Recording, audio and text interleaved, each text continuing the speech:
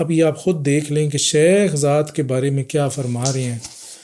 اور پیر محمد سعید صاحب جو ہیں شیخ کے اوپر کیا بہتان لگا رہے ہیں۔ اب یہ انہوں نے تقریر کی ابتدا کہاں سے کی؟ کہتے ہیں مجھے افسوس ہے اپنے بزرگ علماء پر کہ ہمارے علماء کرام تحقیق نہیں کرتے اور بغیر تحقیق کے باتیں کر دیتے ہیں۔ اب یہ دیکھیں، اس سے انہوں نے تقریر کی ابتدا کی ہے، اور جو میں نے ان کا پورا موقف پڑھا ہے کہ یہ شیخ اکبر کی کو کس طرح ان کے اوپر جھوٹ باندھ رہے ہیں، اور خود سے ہی مطلب اپنے ذہن میں کچھ چیزیں بنائی ہوئی ہیں وہ اٹھا کے ابن عربی پر ڈالی جا رہی ہیں، تو میں انہی کے قول سے ان کو کہتا ہوں کہ مجھے افسوس ہے اپنے بزرگ علماء پر کہ ہمارے علماء کرام تحقیق نہیں کرتے اور بغیر تحقیق کے باتیں کر دیتے ہیں، بے سر و پا جس طرح کہتے ہیں اڑا دیتے ہیں۔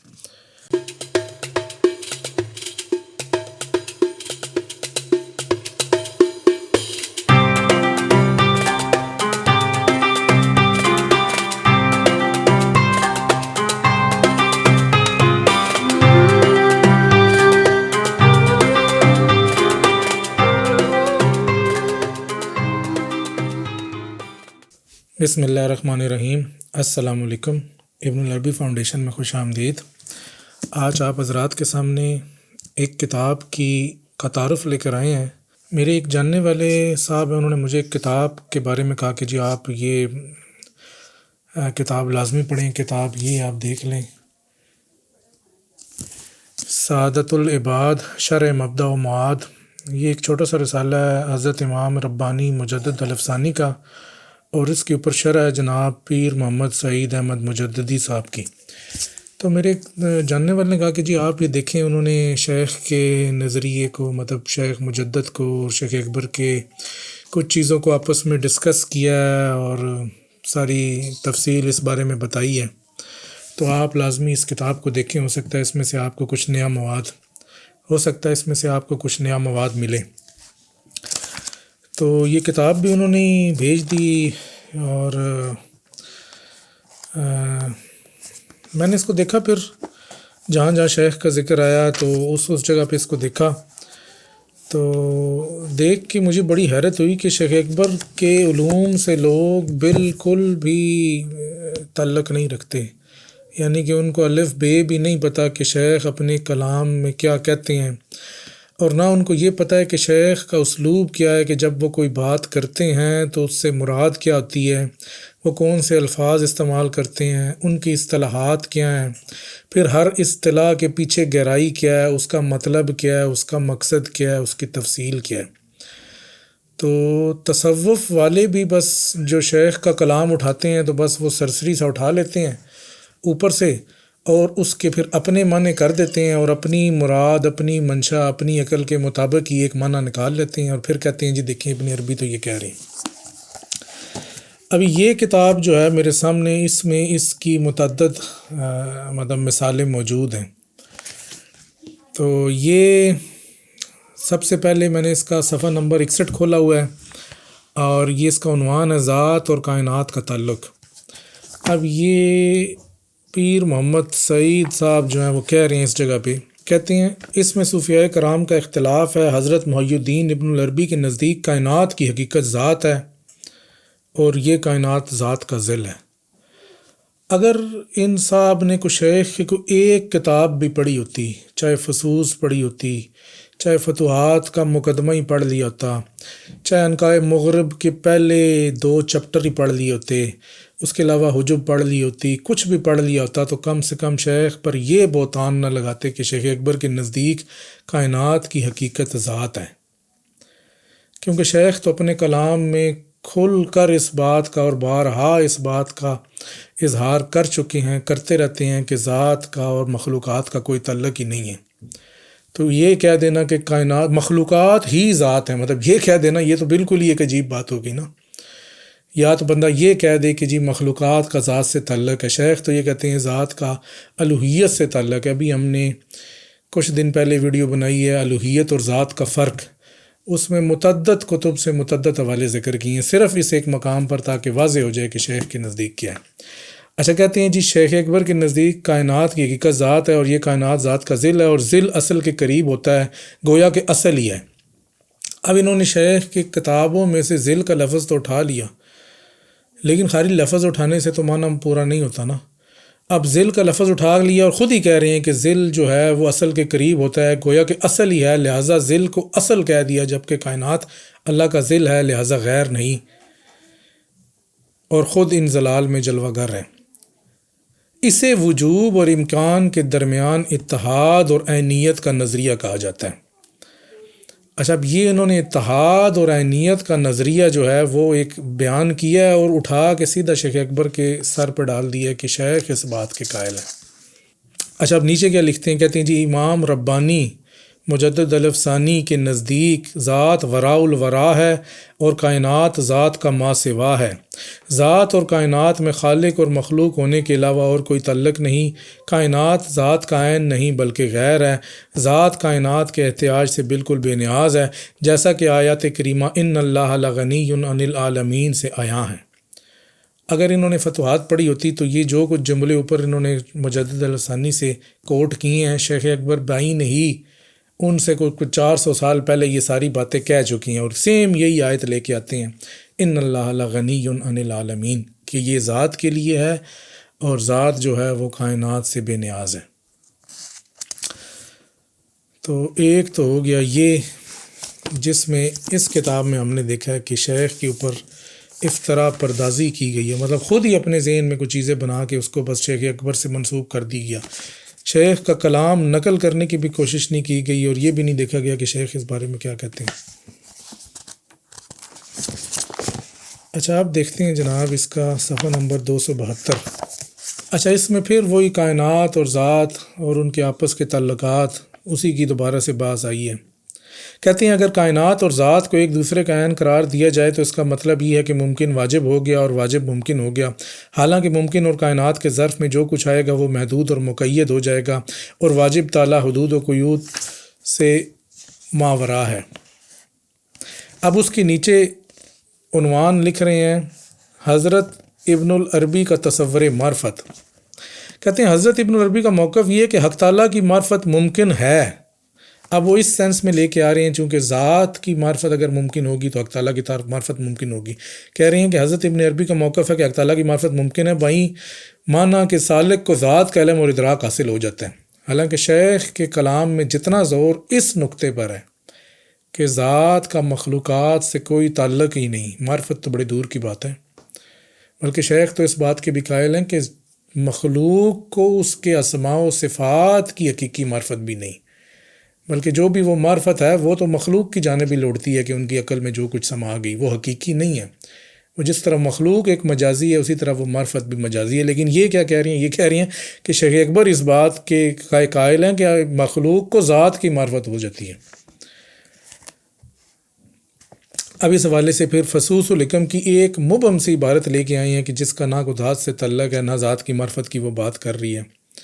وہ کہہ رہی ہے فَمِنَّا مَنْ جَهِلَ فِي عِلْمِهِ فَقَالَ وَالْعِجْزُ عَنْ دَرْكِ الْإِدْرَاكِ إِدْرَاكٌ وَمِنَّا مَنْ عَلِمَ. اچھا، اس سے آگے کوٹ نہیں کیا، بس یہ کہہ رہی ہیں کہ چونکہ یہ العجز عن درک الادراک جو ہے یہ ذات کے والے سے قول ہے، تو کہتے ہیں کہ یہاں پر شیخ نے کہا ہے کہ جی مخلوق کو ذات کی معرفت ہو جاتی ہے. حالانکہ اس جملے میں آگے پیچھے شاید اس کی بات ہو ہی نہیں رہی ذات کی، یہ تو تجلی کی بات ہو رہی تھی، ذات کی تو بات ہی نہیں تھی اس مقام پہ. اور شیخ تو اس بات کے قائل ہیں کہ مخلوق کا ذات سے کوئی تعلق نہیں ہے، مخلوق کا تعلق اس کے اسماء اور صفات سے ہے. اچھا، پھر اب اس کے آگے نیچے ہی 273 نمبر صفحے پر حضرت امام ربانی کا موقف لے کے آئے ہیں. آپ کا موقف یہ ہے کہ بندے کے لیے ذات کی کن کا ادراک ممکن نہیں، اور ذات کی معرفت یہی ہے کہ اس کی معرفت سے عاجزی کا اعتراف و اقرار کیا جائے. پھر وہی قول لے کے آئے ہیں کہ العجز عن درک الادراک ادراک، اور اس حوالے سے کہتے ہیں کہ یہ حضرت ابو بکر صدیق کا قول ہے جو اس امت کے سب سے پہلے صوفی عارف اور افضل البشر بعد الانبیاء ہیں. تو کہتی ہیں پھر کہتی ہیں ان دونوں نظریوں میں کس حد تک فرق ہے. اب شیخ اکبر بھی اس مقام پہ حضرت ابوبکر صدیق کا یہی قول لے کے آئے، اور جب بھی ذات کی معرفت کی بات آتی ہے حضرت ابوبکر صدیق کے شیخ یہ قول لے کر آتے ہیں اور کہتے ہیں کہ مخلوق کو ذات کی معرفت نہیں ہو سکتی، لیکن انہوں نے کہا کہ نہیں ہو سکتی ہے. پتہ نہیں ان کا کیا سورس کیا ہے، کیونکہ مجھے تو سمجھ نہیں آ رہا، جو کچھ یہاں پر بیان ہو رہا ہے اس سے تو کچھ ثابت نہیں ہو رہا. آگے کہتے ہیں کیونکہ ذات کی معرفت ایک ایسا بھنور اور گرداب ہے جس میں ہزاروں کشتیاں یوں غرق ہو گئیں کہ آج تک ان کا کوئی سراغ بھی نہ مل سکا. تو چونکہ یہ الفاظ جو ہیں وہ شیخ کے الفاظ سے تھوڑے قریب ہیں، تو میں آپ کے سامنے ذرا شیخ کے بھی الفاظ نقل کاری دوں تاکہ آپ لوگوں کو بھی یہ معرفت ہو کہ شیخ اس بارے میں کیا کہتے ہیں۔ شیخ کی کتاب ہے عنقائے مغرب، اور عنقائے مغرب میں شیخ فرماتے ہیں،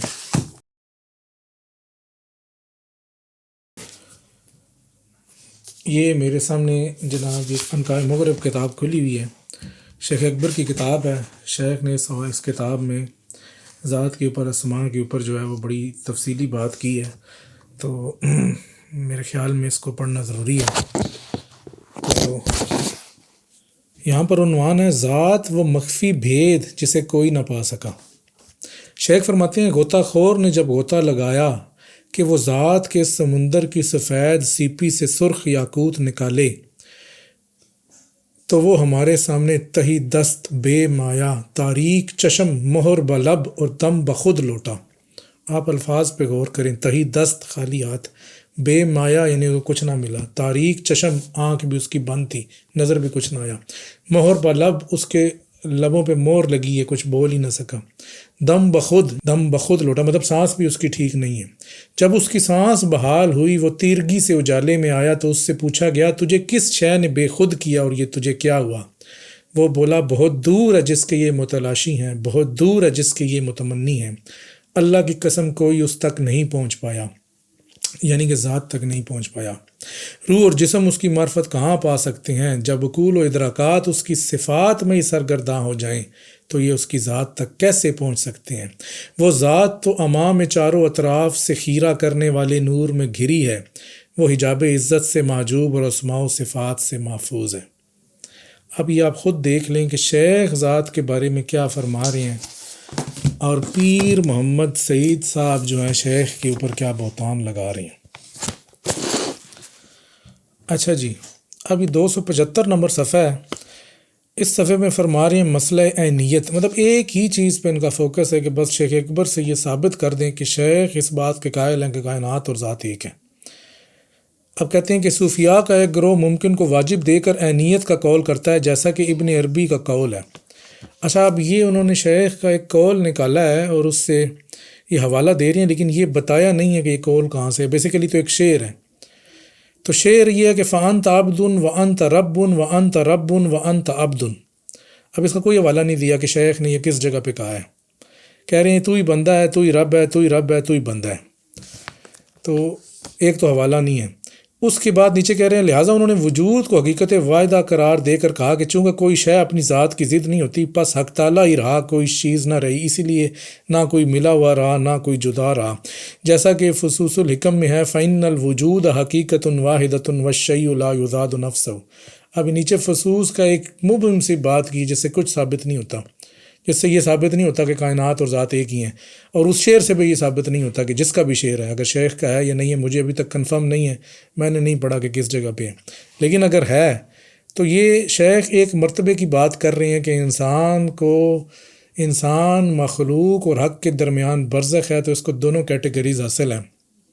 ایک حیثیت میں یہ عبد ہے، جب اس کا سامنا حق تعالیٰ کی طرف ہوتا ہے تو یہ عبد ہوتا ہے، یعنی کہ اس سے یہ محتاج ہے، اس سے اخذ کرتا ہے، اور ایک حیثیت میں یہ رب ہے کہ جب اس کا سامنا مخلوق کی طرف ہوتا ہے تو یہ مخلوق کو آگے ٹرانسفر کرتا ہے، اسی لیے تو اس کو خلیفہ کہا گیا، اسی لیے تو اس کو سجدہ کیا گیا۔ شیخ تو خیر اس مرتبے کی بات کر رہے تھے، یہاں پر انہوں نے ثابت کر دیا کہ یہ سب کچھ ایک ہی ہے۔ عجاب نیچے کہہ رہے ہیں کہ جی جب کہ امام ربانی کے نزدیک قرب و حیاتہ و میت ذاتی نہیں بلکہ علمی اور بے کیفی ہے، یہی علماء اہل سنت کا موقف ہے جو نصوص سے ثابت ہے۔ بس یہ کہہ کے انہوں نے کہا کہ جی دیکھیں شیخ تو اس بات کے قائل ہیں۔ اب 305 نمبر صفحے پہ دیکھتے ہیں کہ ادھر کیا کہہ رہی ہیں۔ اچھا، 305 نمبر صفحے پہ عنوان ہے حضرت ابن عربی کا نظریہ کثرت و وحدت۔ حضرت ابن عربی کے نزدیک کثرت عین وحدت ہے اور وحدت عین کثرت ہے، کثرت اور وحدت میں کوئی تمایز اور نقیض نہیں، پس جب کائنات سمٹی تو وحدت ہو گئی، جب پھیلی تو کثرت ہو گئی۔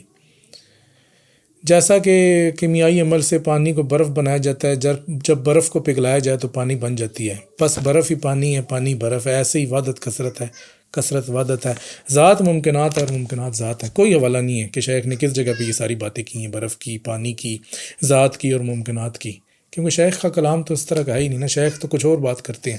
شیخ تو اس بات کے یہ قائل ہی نہیں ہے کہ ذات تک کوئی رسائی ہو جائے یا ذات کا مخلوق سے تعلق ہو جائے۔ پھر اس کے بعد نیچے انہوں نے کہا کہ جی نہیں، حضرت امام مجدد صاحب کا جو ہے وہ یہ قول ہے کہ جی ذات اور کائنات کا جو ہے وہ اس میں کوئی اہمیت نہیں ہے، یہ دونوں جدا جدا ہیں، بس یہ کہہ کے انہوں نے بات ختم کر دی۔ اب دیکھتے ہیں 438 نمبر صفحے پہ کیا کہہ رہے ہیں۔ 438 نمبر صفحے پہ انہوں نے بات کی ہے خاتم الولایہ کی۔ اختتام میں لکھتے ہیں حضرت ابن العربی کے نزدیک تجلی ذاتی خاتم الولایت کے ساتھ مخصوص ہے، اور خاتم الولایت سے مراد وہ اپنی ذات لیتے ہیں۔ اب یہ دیکھیں، انہوں نے شیخ کی کتاب یہ پڑھی ہوئی ہے جناب، عنقائے مغرب، اس کتاب کا بھی مطالعہ نہیں کیا ہوا۔ اگر یہی پڑھ لیتے تو اس کا عنوان ہے کہ عنقاء مغرب فی معرفت ختم الاولیاء و شمس المغرب، خاتم الولایت کی معرفت میں شیخ نے یہ کتاب لکھی ہے، تو کم سے کم اس کو تو پڑھ لینا چاہیے کہ اس میں شیخ خاتم الولایہ کہہ کس کو رہے ہیں، خود کو کہہ رہے ہیں یا کسی اور کو کہہ رہے ہیں۔ تو انہوں نے تو بالکل بس دو ٹوک کہہ دیا کہ خاتم الولایہ سے مراد وہ اپنی ذات لیتے ہیں، کوئی حوالہ نہیں ہے کس کتاب میں لیتے ہیں۔ بعض وجودی صوفیاء فرماتے ہیں کہ حضرت ابن عربی کی خاتم الولایہ سے مراد غوث الثقلین سیدنا شیخ عبد القادر جیلانی ہے، اور بعض کے نزدیک خاتم الولایہ سے مراد وارث کمالات محمدیہ حضرت امام مہدی ہیں۔ اگر یہ کتاب پڑھ لیتے نا تو یہ ان کا یہ نہ خود ابہام ان کا رہتا اور نہ یہ پھر کوئی ایسی بات کرتے۔ تو یہ خاتم الولایت کے حوالے سے آپ دیکھ لیں کہ یہ پیر صاحب کا جو ہے یہ کیا کتنی ان کی فہم ہے اور کتنی ان کا مطالعہ ہے اور کتنی ان کے شیخ کے کلام پہ گرفت ہے۔ آگے پڑھتے ہیں جناب 412 نمبر صفحے پہ کیا فرماتے ہیں۔ اچھا اگلا ہے جناب فرق بعد الجمع، کہ فرق بعد الجمع میں اس میں پھر وہی عینیت کی بات لے کے آئیں کہ جی شیخ تو اس بات کے قائل ہیں کہ بس واجب اور ممکن میں عینیت ہی ہے، عینیت ہی ہے، کوئی مطلب نیچے کوئی حوالہ نہیں لے کے آئے کہ شیخ نے فرق کے اوپر کیا لکھا ہے۔ اگر آپ نے عنوان ہی فرق اور جمع کا رکھا ہے تو فتوحات میں سے 2 باب تو کھول لینا کم سے کم، کہ جمع کا باب بھی ہے فرق کا باب بھی ہے، اس میں آپ کو تفصیل ساری مل جائے گی شیخ کس فرق کو کیا کہہ رہے ہیں، جمع کو کیا کہہ رہے ہیں۔ کم سے کم اس سے 2 جملے ہی نیچے لکھ دینا کہ پتہ تو چل جائے کہ آپ نے فتوحات میں سے کچھ نہ کچھ کھولا ہوا ہے۔ تو بس وہی نیت کا ایک رٹا لگایا ہے، اس کو بار بار دہرائی جا رہے ہیں، بار بار دہرائی جا رہے ہیں، اور پھر